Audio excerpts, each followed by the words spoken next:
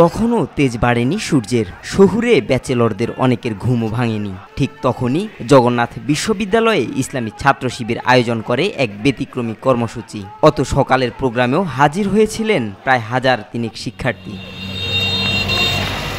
মঙ্গলবার সকাল 6:30টায় run with জবি শিবির কর্মসূচি আয়োজন করে শাখা ছাত্র শিবির। বিশ্ববিদ্যালয় ক্যাম্পাস থেকে শুরু হওয়া এই দৌড়টি প্রধান ফটক, কোর্ট এলাকা, রায় সাহেব বাজার মোড়, ধোলাইখাল হয়ে ধূপখোলা মাঠে গিয়ে শেষ হয়। জানা গেছে 3000-এর বেশি শিক্ষার্থী অনলাইনে রেজিস্ট্রেশন করেন। এর মধ্যে প্রায় শতাধিক নারী শিক্ষার্থী রেজিস্ট্রেশন করলেও তারা মূলত র্যালিতে অংশ নেননি। জবি শিবিরের সভাপতি রিয়াজুল ইসলাম এই কর্মসূচি নিয়ে সন্তোষ প্রকাশ করেন। আমাদের আজকের প্রোগ্রামের যে মূল প্রতিপাদ্য বিষয় ছিল, একসাথে হাঁটি, একসাথে দেশ গড়ি।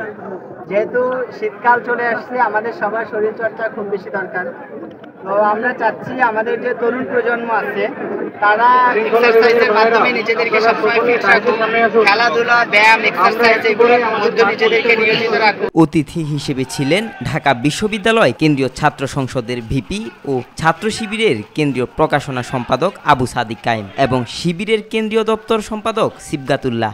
এ ধরনের কর্মসূচিতে বাংলাদেশের শিক্ষার্থীরা কতটা আগ্রহী, আমরা বিশ্বাস করি যে বাংলাদেশের শিক্ষার্থীরা অনেক বেশি আগ্রহী হয়েছে এবং এই কর্মসূচিগুলোতে অংশগ্রহণ করছে।